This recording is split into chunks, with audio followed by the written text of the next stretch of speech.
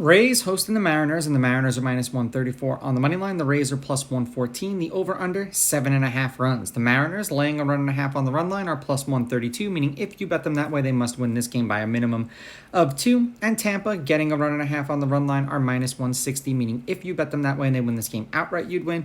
Or if they lose this game by 1 run, you'd win. Now, these are the overnight odds.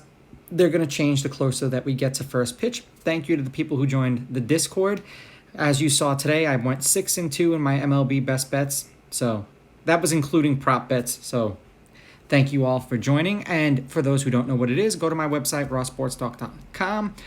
Go to the membership tab and then join the Discord. It's paid for, but hopefully it balances out for everyone. Now, Castillo pitched once against the Rays this season, 6 innings, 6 runs, 4 of which were earned. They won that game 7-6, and he struck out 6 batters in that game. They've won his last 7 starts. They are 5-0 in his last 5 starts. He's averaging 6 2/3 innings pitched and 5.6 strikeouts per game in his last 5. Little pitched once against the Mariners this year. It was in relief. It was in that game. 1 inning, no runs, no earned. They lost that game 7-6. It was in Seattle, and he struck out 2 batters in that game. They are 2-3 as a team in his last 5 starts. He's averaging 5.2 innings pitched and 5.2 strikeouts per game in those games. Head-to-head, the home team is on a 2-game winning streak, although the road team is 6-4 in their last 10. The Mariners are on a 2-game winning streak against the Rays. The Rays are 6-4 against the Mariners in their last 10. The favorite is 7-3 on the money line, while the underdog, getting a run and a half on the run line, is 8-2.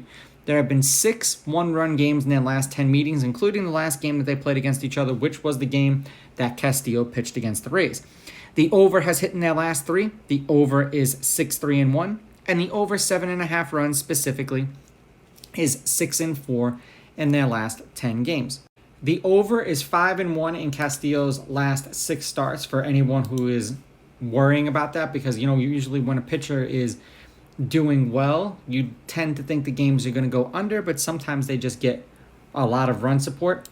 And for Little, the over has hit in his last 3, and the over is 3-2 in his last 5 starts. So both of these pitchers are trending over. Now, the last game they played, the Mariners won 7-6. The game before that, they won 8-3. The game before that, the Rays won 15-4. Those are the 3 games that they played against each other this year.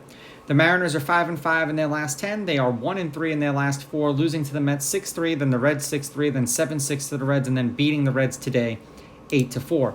For the Rays, they're 7-3 in their last 10, 3-1 in their last 4, and the over-under is 5-5 in their last 10, and they got the Red Sox beating the Guardians 6-2, then losing to the Red Sox 7-3, and then beating them 8-6 and 3-1. They're on a 2-game winning streak.